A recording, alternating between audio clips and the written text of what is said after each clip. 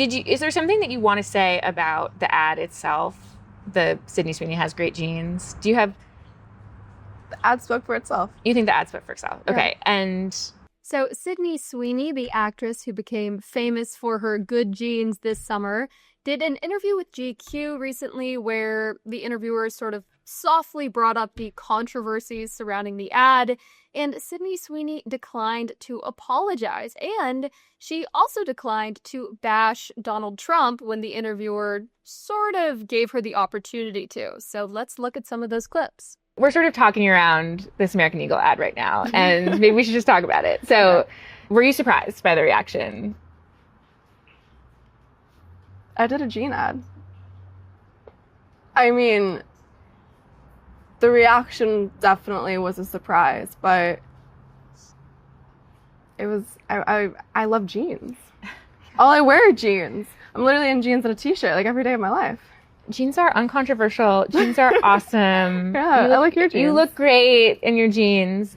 I think I know how you're going to answer this, but I'm going to ask anyway. I mean, the president tweeted about the jeans ad, or Truth Socialed about the jeans ad, and that just seems to me like a very crazy moment for anyone, and I wondered what that was like. It was surreal. It was surreal. Mm-hmm.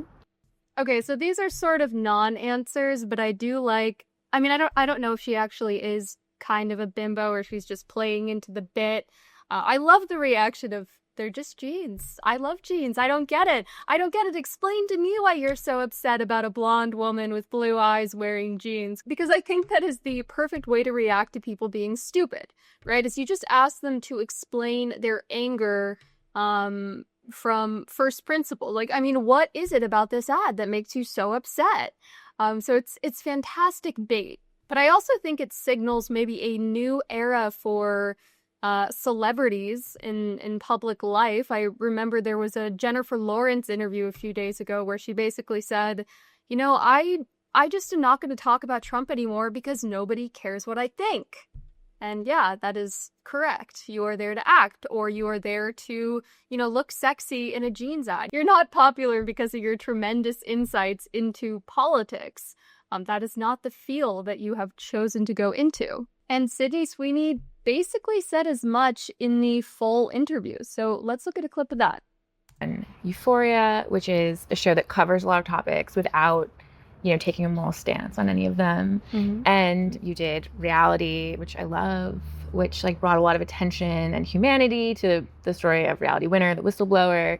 It does not look like a very political career, but you have become very swept up in politics. And so I wondered if that has surprised you as you put your ideas and yourself into art, not commentary. I've always believed that I'm not here to tell people what to think. I'm just here to kind of open their eyes to different ideas. And so I think that's why I gravitate towards characters and stories that are complicated and are maybe morally questionable, and characters that are on the page hard to like, but then you find the humanity underneath them. And that's what I've always leaned towards. I think a lot of people feel like it's better for art if artists can keep themselves a little bit separate from politics. Yeah, I've never talked about my personal life. I know.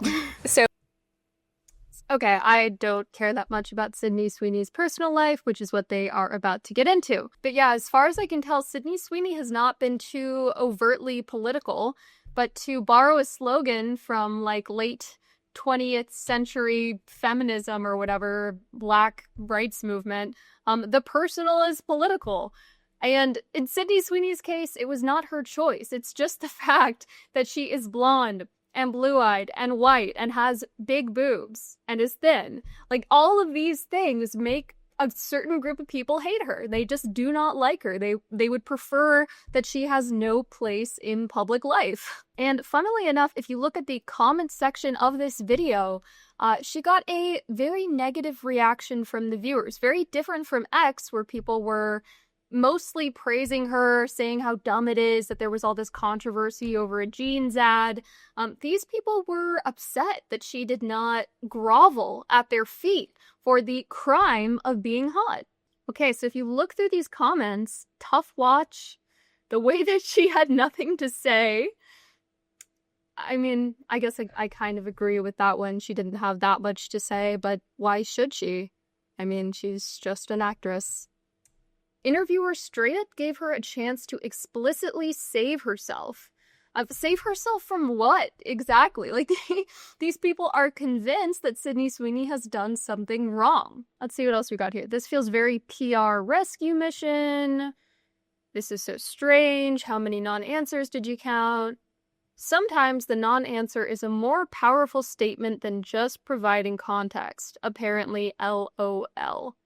I mean, yeah, I guess I agree with that. I think that probably most celebrities who give these sort of non-answers and who choose not to comment on political things tend to lean conservative, or at least are not insanely left-wing. Like, that's the rule, right? If you know somebody and he just doesn't like to talk about politics and he kind of pivots away whenever the conversation enters that territory, and you yourself are left-wing, then that person is probably more conservative than you. And they're reading the room. They know that if they gesture towards their true beliefs, they're going to get in trouble. So let's go to the moment where the interviewer gives Sydney Sweeney a chance to save herself, as that commenter said. And it would be totally human. I would probably feel like thankful that somebody had my back in public, you know, and conveniently some very powerful people had my back in public. And I wondered if you felt that way. Okay, so she's talking about the Donald Trump tweet, mostly.